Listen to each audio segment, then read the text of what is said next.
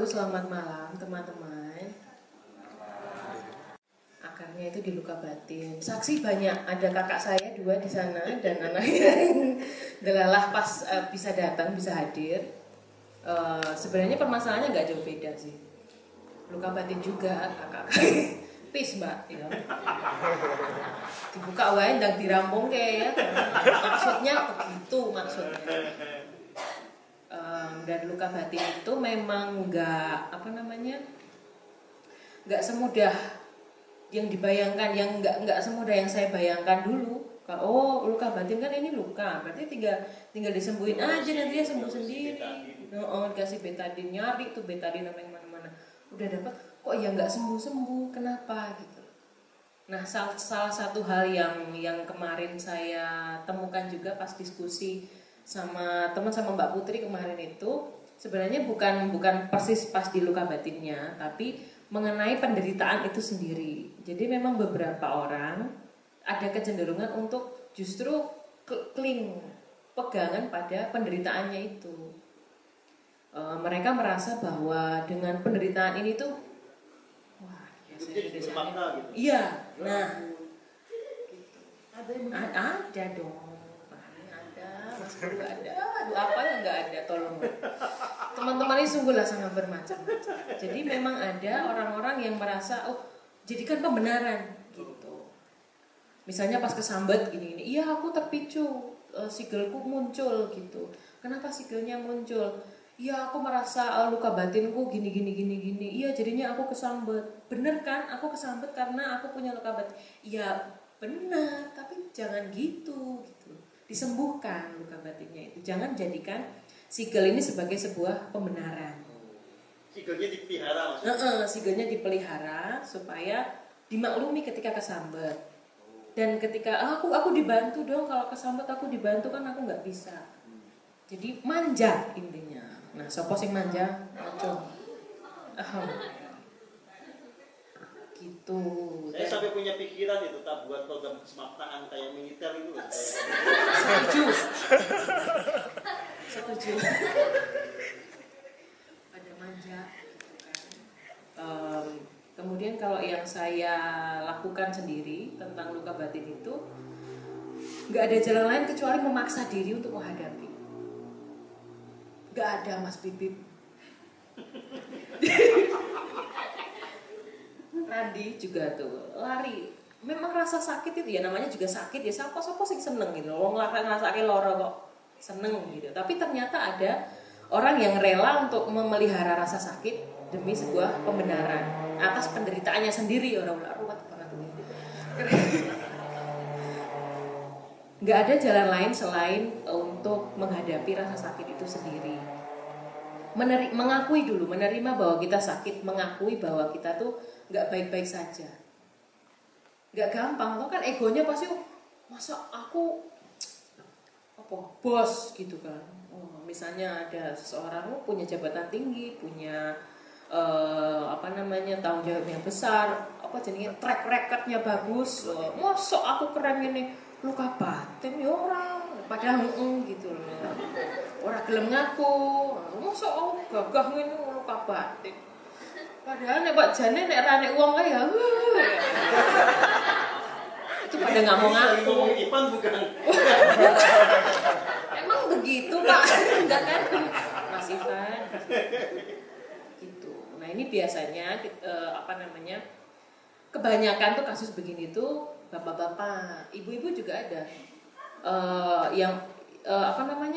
Person in power gitu loh. Teman-teman yang punya itu tadi, punya kuasa, punya jabatan, punya egonya itu gede gitu loh. Hidupnya itu sudah established, sudah mapan dari segala sisi gitu. Padahal itu sendiri dia capai bisa jadi juga karena kekurangan dari luka batinnya untuk menutupi. Ya kuilah jenenge. Nah, terus dan untuk melampaui luka batin itu balik lagi harus dihadapi dan butuh keberanian. Butuh keberanian yang besar untuk menghadapi dirinya sendiri. Oke, baik Kak. Berarti sebetulnya ada 2 kondisi ya. Kenapa luka batin ini susah diselesaikan teman-teman? 1, ada yang kadung betah dengan luka batin itu. Takut kehilangan luka batinnya, takut kehilangan makna hidup. Takut gak disayang lagi kalau gak punya luka batin. Oke, takut gak ada yang peduli lagi. Ada yang begitu. Ada. Ajaib. Faktor kedua adalah kenapa orang tidak kunjung menyelesaikan luka batinnya? Karena kan harus bermula dari pengakuan. Nggak usah. Kan ini jatahnya Mbak Ika. Nah, ketika orang harus mengakui luka batin, dia harus menghadapi penderitaan. Dan banyak orang tidak berani merasakan penderitaan. Tidak berani menghadapi penderitaan yang muncul dalam proses menyelesaikan luka batin. Akhirnya orang melarikan diri dari luka batin, menganggap itu nggak ada, padahal akhirnya luka batinnya nggak beres. Begitu. Ya. Dan dari luka batin ini yang bahaya justru anak turunannya. Efek selanjutnya atau bentuk apa ya namanya? Bentuk kerusakan diri yang selanjutnya. Iya, karena nanti dia akan berkembang menjadi watak angkara murka yang kita bahas. Nah, itu dia. Nggak sadar. Misalnya watak kompetitif, nggak mau kalah, itu pasti ada akarnya di luka batin. Misalnya orang pernah dikhianati, pernah direbut sesuatu yang berharga oleh orang lain, itu menciptakan mekanisme depresif. Saya nggak mau kalah lagi, saya nggak mau biarkan diri saya itu terlampaui oleh orang lain. Nah, ini akan menjadi watak kompetitif, nggak mau kalah sama orang lain. Sampai berspiritual juga kemudian dia berkompetisi. Oke, bisa dipahami ya? Jadi ini bukan semata-mata persoalan demit gitu ya. Itu ada benar gitu ya. Tapi Anda sendiri ya suka kadang-kadang jadi demitnya itu. Manggil-manggil temennya gitu loh. Jadi dibereskan dulu dari diri Anda. Kalau enggak, saya tuh bukan tidak kerja tiap hari itu loh ya. Itu selalu yang namanya dalam keheningan itu saya mendekati Anda semua, membantu Anda semua. Tapi biasa kata Mbak Ika, masa geraksi cuma 30 menit. Kenapa? Ya itu tadi, Anda suka jadi demitnya itu sendiri. Nah, ini tolong menjadi momentum bagi semuanya untuk bertumbuh kesadarannya dengan laku keheningan yang semakin lanjut. Dan nyambung yang disampaikan Mas Guru tadi, memang benar. Demit yang paling susah untuk dikalahkan, yang paling susah untuk dihadapi itu ya diri Anda sendiri. Jadi nggak usah pada gaya gitu. Wah saya meditasi melihat ini lalu saya kalahkan, lalu saya lebur.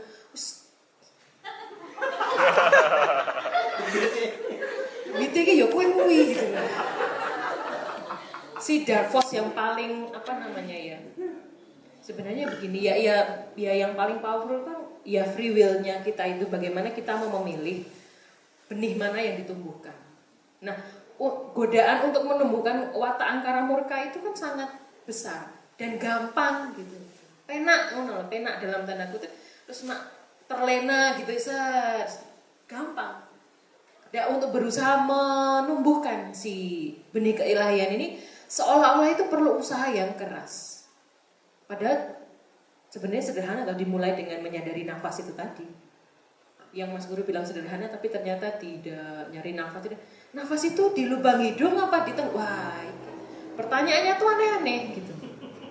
Itu mulai dari menyadari nafas dulu.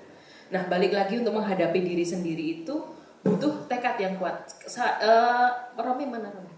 Nah, yang saya sering saya sampaikan itu kan modal kita untuk bertumbuh itu apa Romi lagi aku? Niat yang tulus, singkatannya Romi itu apa? Ada singkatannya Mas Bu. Romi yang bikin singkatan. 3T plus PT. Oh ya. Rumusan apa Romi. Apa itu 3T plus PT itu? Tekun, tulus, dan rasa total. Bener nggak Mas Bu? Tekad, tekun, tulus, dan pasrah total. Bener kan? Oh, sing tak ajarke kan kuwi. Yang rumuskan Romi loh, dijadikan rumus. Ya. Biar mudah diingat. Nah, 3T plus PT. Ya. Ingat-ingat Mas Ahmad. modalnya itu niat yang tulus itu wajib. Jadi teman-teman tuh bertumbuh ya cuman untuk memurnikan diri kembali kepada kesejahteraan diri, bukan nyari sakti, bukan nyari soge. Soge ya nyambut gawe, soge kok menengah ini. Gitu kan. Soge ini nyambut nggak mencari apapun gitu. Dan bahkan mencari kedamaian pun itu juga jadi tricky. Karena kedamaian yang dirasakan kebanyakan orang tuh damainya di sini. Nek wes kene di pikirannya itu tenang, di pikirannya itu nggak banyak keruwetan, ya udah selesai. Banyak teman-teman yang sudah belajar meditasi, bukan cuma belajar, melakukan meditasi belasan tahun, puluhan tahun, merasa dirinya damai, merasa ya udah hidupku udah baik kok, udah santai, tapi ternyata hanya itu tadi, hanya kamuflase. Nggak sampai merasakan kebahagiaan yang sejati. Itu karena ya itu tadi cuman selesai di pikiran, oh enggak, pikiranku enggak ruwet kok. Tapi luka batinnya ditutupi, kemudian kesombongannya denial, disangkal, punya masalah-masalah pada dirinya, ketidakselarasannya tuh enggak kok, aku enggak apa-apa, kan aku meditasi tiap hari, aku rajin, bangun tidur aku meditasi, siang aku meditasi, sebelum tidur aku meditasi, tapi ya udah diem aja gini tanpa membuka diri untuk diselaraskan. Sudah merasa rileks, karena kan dari dulu kan yang selalu diangkat pokoknya rileks dulu ya, rileks dulu gitu ya.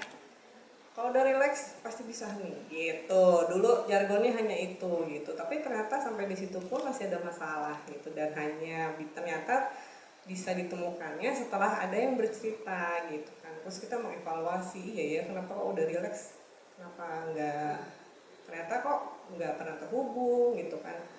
Buru-buru terhubung, menyadari nafas pun ternyata enggak gitu kan. Jadi ternyata kalau misalkan ada yang nanya, Mbak gimana gitu, terus aku akan selalu mengucapkan bahasa yang maksudnya juga selalu ucapkan berjuta-juta kali mungkin ya selama maksudnya mengajar, mengucapkan hal yang sama terus gitu kan, memberikan panduan yang sama gitu kan sebenarnya gitu, tapi ternyata kata-kata itu tidak mudah untuk dipahamin gitu kan. Sadari nafas gitu, ternyata sadari nafas tuh semua ya rata-rata tuh berjuang untuk menerjemahkan apa sih sadari nafas tuh apa gitu ya kan. Dan itu tuh akhirnya bisa di breakdown lah ya gitu permasalahannya apa itu setelah di batch 2 ini kita bener-bener kayak membedah satu-satu gitu ya, satu-satu bener-bener ditanyain, coba kamu gimana sih, intinya pengen tahu deh gitu kan, coba sampai ada yang sebel sama saya di grup itu karena saya minta selalu menceritakan pengalaman meditasi gitu, jadi dia merasa ngapain sih Mbak ini gitu ya, ada gitu ya. Aku sih sebenarnya bukan kepo dengan pengalaman meditasi teman-teman gitu, aku juga bilang ini bukan aku yang kepo gitu, ini gunanya buat kalian sendiri gitu, karena dengan menceritakan kembali ternyata aku sendiri merasakan dengan aku menceritakan kembali itu aku jadi kayak apa ya, nitemin sendiri gitu pengalamanku yang tadinya aku meditasi, aku tahu ada pengalaman itu tapi ya sudah gitu kan. Nah tapi begitu aku bercerita sharing gitu kan, oh ya tadi itu ternyata gini-gini, terus aku pasti menemukan hal yang tadinya aku nggak titemin gitu. Gitu, jadi gunanya sebenarnya itu, dan akhirnya dari situ banyak banget ditemukan hal-hal kecil gitu ya. Udah Mbak, udah ada yang bahkan sampai saking tegangnya dengan jadwal penyelarasan pagi dan malam, padahal itu tujuannya adalah aku minta kita nih ya pembimbing gitu sepakat bahwa emang itu berguna dan bermanfaat karena kita juga selalu menjalankan hal sama gitu kan. Jadi apa yang kita sarankan ke teman-teman adalah apa yang kita lakukan juga dari dulu gitu kan. Benar-benar ini apa yang kita berikan itu adalah pengalaman otentik kita gitu. Jadi kita anggap efektivitasnya udah terbukti segala macam. Jadi ceritanya kita mau yaudah deh buat yang malas-malas kita bikin disiplin dulu ya kan. Mendisiplinkan diri supaya ntar kalau misalkan ya kayak orang mandi itu kan, aku selalu analoginya mandi, ntar tiba-tiba sehari belum mandi kan gak enak badan kan, sama gitu. Jadi kita mau menciptakan itu gitu, disiplin di badan, menciptakan refleks di badan, muscle memorinya merekam segala kegiatan meditasi, muscle memori di paru-paru segala macam, bagaimana menjaga refleks itu perlu dilatih gitu kan. Karena bayangkan kita sudah puluhan tahun mengabaikan si nafas karena sangat otomatis gitu ya. Bahkan untuk menyadarinya aja kita udah nggak tahu caranya gimana. Padahal si nafas itu selalu ada gitu. Bahkan untuk nafas natural tuh kayak apa gitu, itu ada juga yang nggak ngerti gitu kan. Bisa nggak menyadari nafas? Udah bisa gitu. Tapi setelah terus diteliti terus belum gitu. Oh ternyata dia tuh tetap nafasnya disengaja gitu. Saking dia gitu ya, saking dia pengen merasakan si nafas, jadi dia benar-benar jadi tegang gitu kan, nggak dapat lagi seperti itu. Terus akhirnya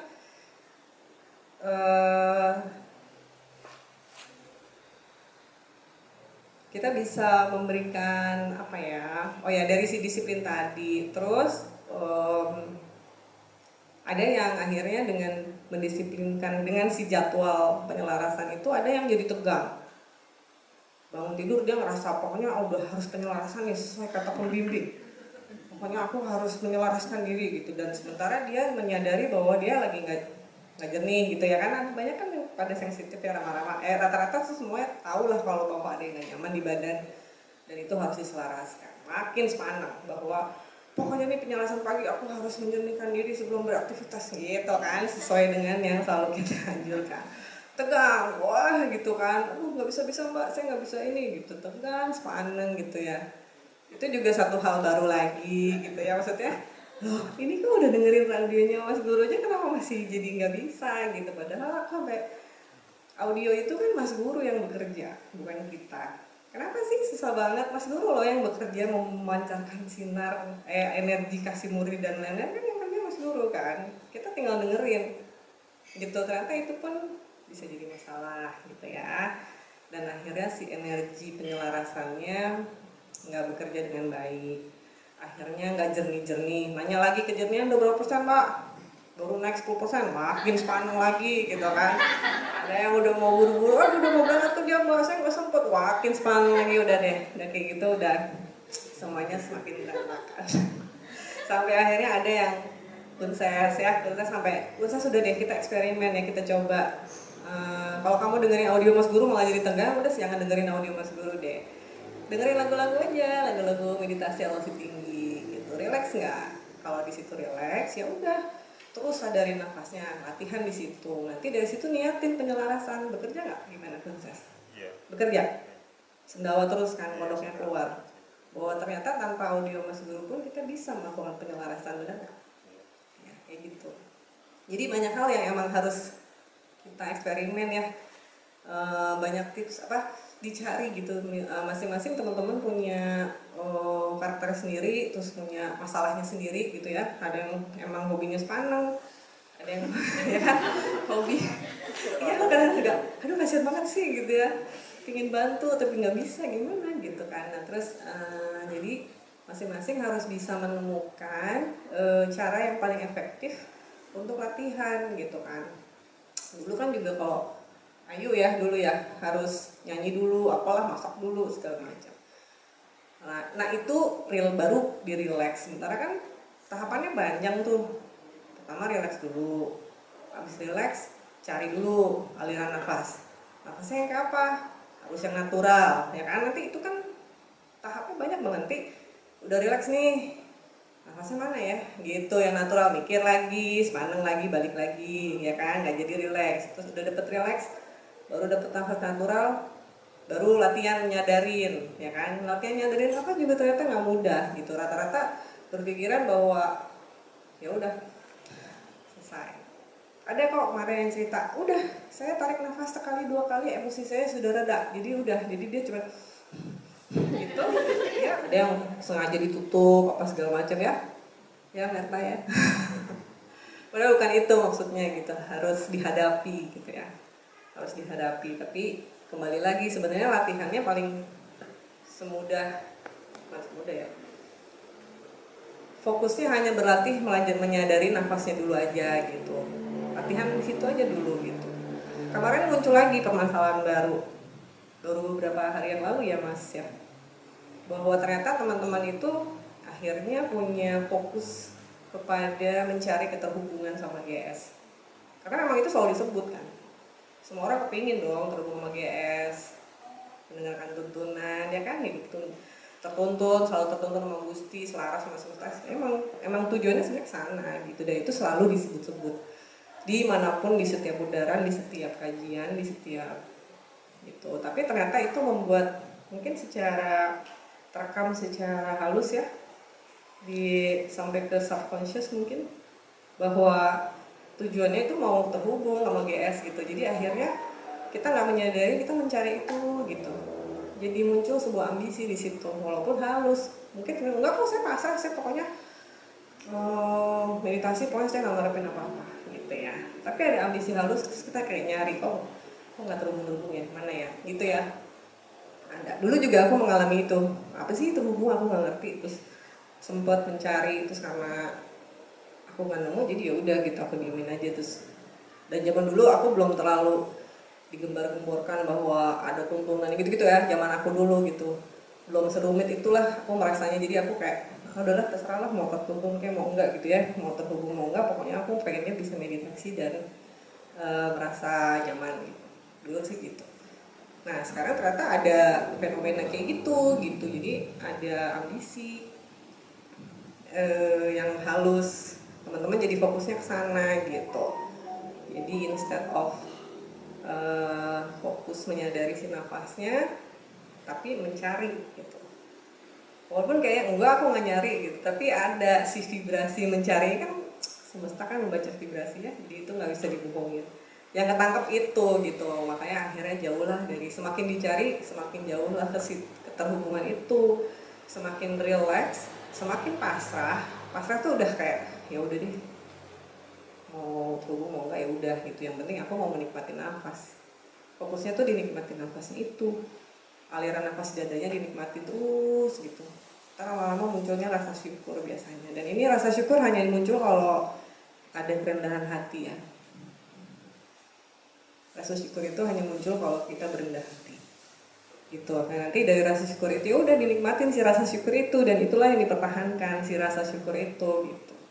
Dan kemarin akhirnya kembali gitu, kita diskusi dengan fenomena baru ditemukan gitu kan, bahwa oh ternyata begini. Terus ya selalu, pokoknya kita pembimbing selalu diskusikan dengan Mas Setio, terus gimana ya solusinya buat teman-teman. Ya udah akhirnya muncul tuh ini, dan ini baru gitu kan, belum pernah diomongin di kajian maupun udaran maupun di buku, bahwa keterhubungan sama GS itu adalah hasil ya. Keterhubungan sama GS itu hasil, bukan proses. Nah kita harus, yang kita lakukan harus proses, hasilnya pasrah gitu kan. Itu sebenarnya rumus sederhana kan, tapi ini untuk elemen kecilnya gitu. Kalau kita kan dulu, oh ya meditasi itu supaya apa ya, memurnikan jiwa. Oke, memurnikan jiwa itu hasil ya kan, kita harus menjalankan prosesnya. Nah sama ini juga, ternyata sebuah keterhubungan magis itu adalah hasil, jadi nggak boleh dikejar. Pasrah, yang kita lakukan hanya melakukan proses dan meningkatkan kualitas si proses itu. Makanya muncullah si parameter kualitas ini tuh. Makanya kalau ada yang bilang, Mbak aku udah kata GS gini gitu ya, aku cuma gini, kenapa skor keterhubungannya udah banget ya gitu kan. Validasi lah biasanya sama Mas Setio, ternyata pineal glandnya yang aktif, kayak gitu ya, kayak gitu banyak banget. Karena selama ini udah kebiasaan, oh iya kata tuntunannya gini gitu. Padahal ternyata menikmati nafas dengan benar aja belum bisa. Gitu. Terima kasih. Terima kasih kepada Mbak Aiteta dan Mbak Ika ya, yang sudah membawa kita untuk menyelami masalah ini dengan lebih detail. Nah teman-teman semua, kita sudah masuk di penghujung acara ya. Jadi silahkan teman-teman betul-betul terus belajar, terus bertumbuh. Seperti yang tadi sudah kita bahas, Belajar spiritual bukan tentang bagaimana kita bisa mengalami pengalaman metafisika, tapi bagaimana kita memang betul-betul terpurifikasi dan tertransformasi menjadi jiwa ilahi. Nah, kata kuncinya adalah terus-menerus tingkatkan kualitas di dalam keheningan. Nah, yang tadi dinyatakan oleh Mbak A ini penting untuk kita garis bawahi. Jangan suka ngaku-ngaku sudah terhubung sama GS, sementara kualitas heningnya rendah, tingkat keterhubungan juga rendah. Kalau kualitas keheningan rendah, tingkat keterhubungan rendah, kalau ada bimbingan, ada tuntunan, sudahlah, pasti itu bukan dari GS, bukan dari Guru sejati, bukan dari Roh Kudus, itu pasti dari demit sejati, atau dari ego Anda sendiri. Jadi tolong divalidasi supaya nanti nggak nyasar gara-gara di berusuke sama yang di dalam badan Anda sendiri. Oke, begitu. Nah, terakhir, pegang teguh apa yang sudah dirumuskan oleh Ibu Tuti ya. Tekad, tekun, tulus. Pasrah total. Tambah satu lagi, PL. Pantang menyerah. Nah, iya. Kalau sekarang belum berhasil, jangan nyerah, santai ya. Umpan balik itu bukan mematahkan Anda, justru membuat Anda semangat, jalan ke depan lebih oke ya. Baik teman-teman semua, kita dibatasi oleh waktu. Kita akan jumpa kembali di kajian berikutnya. Selamat menikmati lakon keheningan ini. Selamat bertumbuh terus dan selamat beryoga buat yang besok mau gabung dengan Mbak Irma. Ya, rahayu semuanya. Terima kasih buat Mbak Cita dan tim. Sampai jumpa. Terima kasih. Selamat malam. Selamat kembali ke rumah dengan selamat.